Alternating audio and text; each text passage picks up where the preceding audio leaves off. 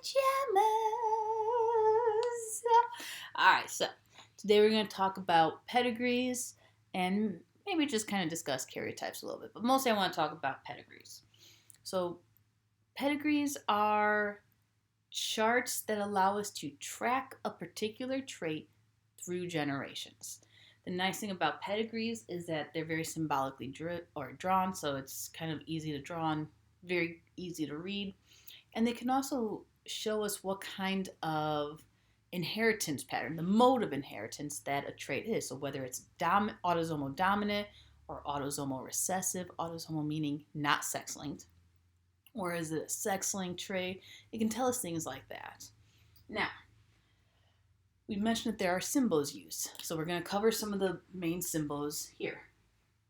A square represents male. So anywhere you see a square in the chart, that means it is a male individual. Circle equals female. And if any of those are shaded,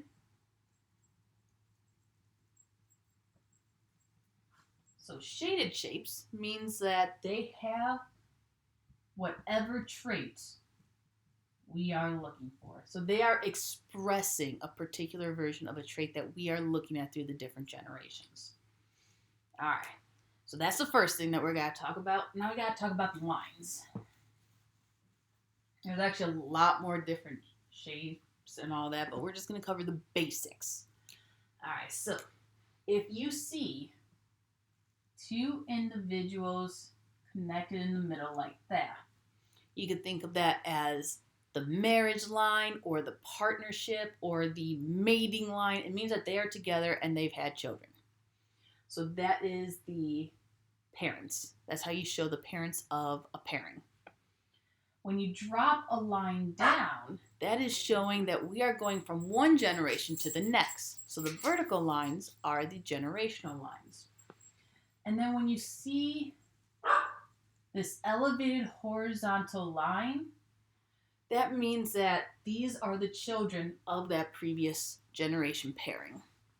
So let's say we have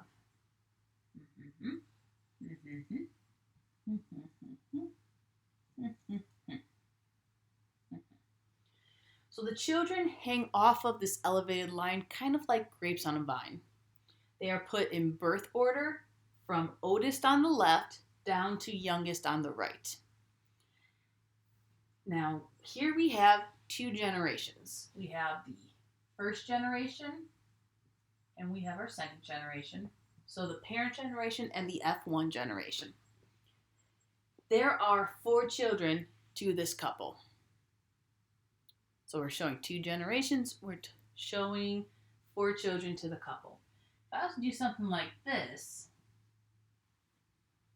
there are still just 4 children to that couple. Notice how this individual is not part of that elevated line. It means he is not an offspring. He is partnered with this daughter, and they have children of their own. I mean, maybe they have children or maybe they don't, but the point is they are partnered together. He is not part of their children. Sometimes, yes, in families that this could happen, not as much now, but you can have incest going on in families. Like, for instance, that's why you tend to see a lot higher rates of certain disorders like hemophilia in the royal families of Europe. Because back in the day, it was that the way to keep nobility blood pure was to just keep, marrying within the nobility. So they kept it all in the family, quite literally. And that's what we call a consanguineous relationship. It means shared blood. And let's say that was going on. You would also see double line means incest. But we're not going to deal with that because that's just weird. This also introduces a 3rd generation. Now, notice I don't have any of them shaded in. So that means whatever trait I'm looking at, none of them have it. But if I start doing this,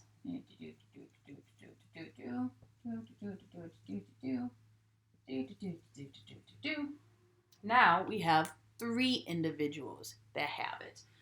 The father in the original first generation, the second daughter in the second generation, and the first daughter in the third generation. So whatever trait we're looking at, they have it. We're going to talk about now how do we solve a pedigree. And what we mean by solving a pedigree means we're going to look at this and try and figure out the genotypes of all the individuals. So give me a moment. I'm going to draw one from the notes.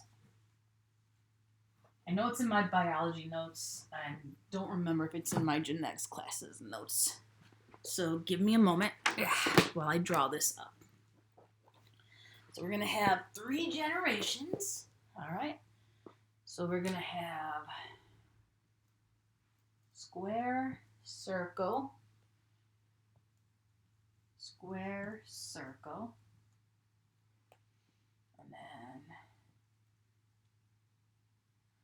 let's see, square, circle, circle, square, square, circle, circle, circle, square,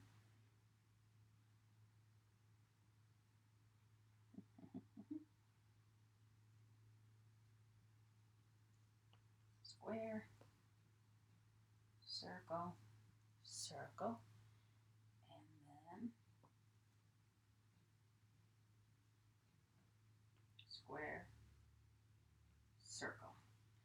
All right, so there's the pedigree. We have 3 generations. I'm going to start shading in. Got that. We got that one. And that one.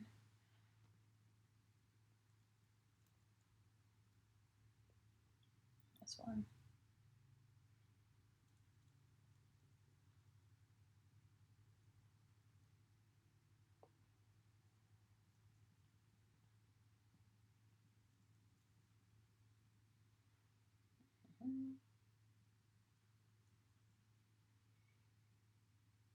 All right. So there we go. Now what we are going to do is we're going to first off try and figure out if this is dominant or a recessive trait. Now a lot of times I'll give that to you guys if I want you to fill this out on a test or quiz, but we actually have a pretty good, we can use a pedigree to also figure out if it's dominant or recessive. Now the big clue here is this middle family right here. If this was a dominant trait, and yes, you can track dominant traits with a pedigree, it just gets a little more complex because then you don't know their exact genotype.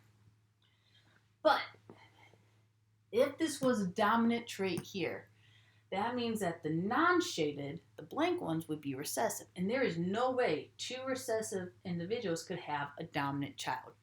Let's say if it was A. For this child to be shaded in, if it was a dominant trait, that means they would need at least 1 dominant A. Well, they ain't getting it from the parents. So that's what tells me that this trait is not dominant. This trait has to be recessive. And I see pretty evenly, pretty equal distribution between males and females. So that also tells me that this is likely autosomal and not sex-linked. Also, if this mom has it but her son doesn't, definitely not sex-linked. So it's autosomal recessive. Now, I'll just use the letter A because I started with that. If this is autosomal recessive, I'm going to start with all the recessive individuals. So any individual who is shaded, I know has to have a recessive genotype. So that makes that very easy. So I'm going to put little a, little a, little a, little a, little a, little a, little a, little a, little a, little a, little a, little a, little a, little a, little a, little a, little a, little a. All right, and look how much we already got done of it. That means everyone else is showing the dominant expression, which means everyone else has at least one dominant A.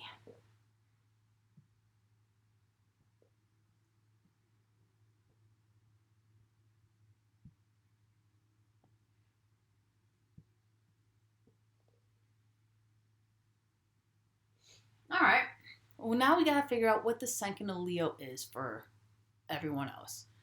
So let's start here. I know that this man, this father, has to be heterozygous. How do I know that? Because of this second son of theirs. This son has two recessive alleles, so two little a's. How did the son get little a's? Well, he had to get one from each parent. So one from mom and one had to come from dad, which means the only way dad can pass it on is if dad is heterozygous. All right, how about this child? Well, this child also has to be heterozygous because mom only has little a's to give, so this child has to get a little a from mom. We know it didn't get a little a from dad because if that was the case, it'd be two little a's and they would have whatever trait this is. The fact that they're not shaded tells me that they have a dominant allele, which they can only get from their dad, and mom can only give a recessive allele, meaning he has to be heterozygous. It's the same thing with this individual right here. She has to be heterozygous. Again, I know she is not affected because she's not shaded in. So the dominant allele can only come from dad. Mom can only give a recessive allele, so that means she can only receive a recessive allele from mom, so she has to be heterozygous. All right, I'm going to come back to some of these. You'll see why in a little bit. Here, let's start with this daughter. She has to be heterozygous because this couple has a daughter who is recessive, meaning she had to get a recessive A from each parent. So she got one from dad. She also had to get one from mom. All right, we're going to come back to those two. We're going to come over here. Actually, we're going to hit both of these. Another reason why she has to be heterozygous, her dad had the trait. Her dad only has little a's, so that means she can only receive a little a from her dad. She got the dominant A from mom. And same thing with these two. They have to be heterozygous. Because again, dad can only give little a's to his children, so their children need to have a little a from dad. The dominant A came from mom. It can't come from dad because dad doesn't have no dominant A's to give. So dad can only give recessive A's. Let's see. And this one, we know this son also has to be heterozygous for another reason. He has a son that's recessive, which means he had to get a recessive A from each parent. And this daughter has to be heterozygous as well because she can only get a recessive A from her mom. She can't get a dominant A. So that means the dominant A came from dad. Mom can only give a recessive A. Well, that leaves these three individuals. We do not have enough confident information to say one way or another, are they homozygous dominant or are they heterozygous? So, for instance, these two. Did they get two dominant A's? Did they get that dominant and that recessive? This dominant, this recessive? Who knows? We don't have enough information to say. So what I always have my kids do, if there's not enough information, I have them write both. So it would be big A slash big A little a, big A slash big A little a. Same thing up here. We cannot confidently say that this mom is homozygous dominant. Is it likely? Yeah, because none of her kids are affected. But she only had 3 kids. It's a rather small sample size. Could just be, luck of the draw. If she's heterozygous, that the first dominant A is the one that was passed on. We cannot confidently say which one she is, so I'm going to go ahead and write both. So that's how you solve a pedigree. I hope it helped. And the nice thing about this, you can actually do this with the sex-linked trait as well. It's just instead of writing the A's and all that, you would write X and Y with the superscripts like we talked about in our, what's it called? Our, sorry, sex-linked trait video. All right, so I hope, oh wait, I also mentioned that I was going to talk briefly about karyotypes. I'm not going to go into a whole lot of detail on them, but what they are is you can take a cell that's going through mitosis. It's generally easier to do it when it's going through mitosis because the chromosomes are separated out. But what you can do is take it, break it apart, and take the chromosomes and line them up. And what it is, karyotypes are just pictures of chromosomes. So I have one right here. Just trying to unfold it a little bit. So it's like this from your notes. So what they've done is they've lined up the chromosomes by size and by the little banding patterns. So what the banding pattern is, it's a particular dye that binds to certain proteins. And those proteins are going to be located on specific parts of each chromosome because of how the chromosomes wind up. So what we do is we take the chromosomes, we match them up with their homologous pairs, and then we line them up from biggest to smallest. And we also take into account the banding patterns as well as where the centromere is. Now the centromere is, as you hopefully remember, when you have the homologous pairs of chromosomes, sorry, not the homologous, the sister chromatids. So after DNA replication has occurred, they're connected by that particular region called the centromere. And now this isn't going to tell us gene mutations, but it can give us a baseline picture of the chromosomes themselves. Meaning, how many chromosomes are there? Are there 46 chromosomes in 23 pairs? Or are there 47? Or are there 48? Or are there 45?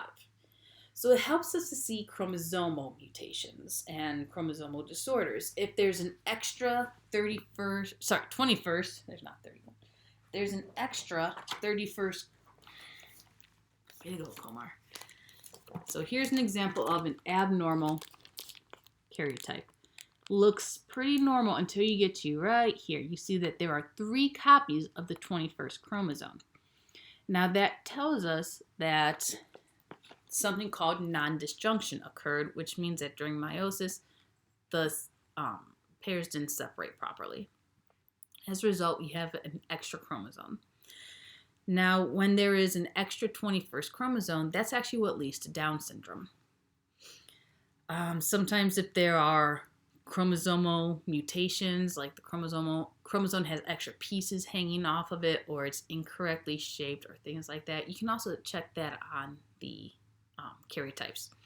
Also, you can tell the sex of the child or the individual, chromosomally at least, by looking at the last pair of chromosomes. So here you see we have 2 of the same. That means that individual is female. And then if you have, no good way to do this, I apologize.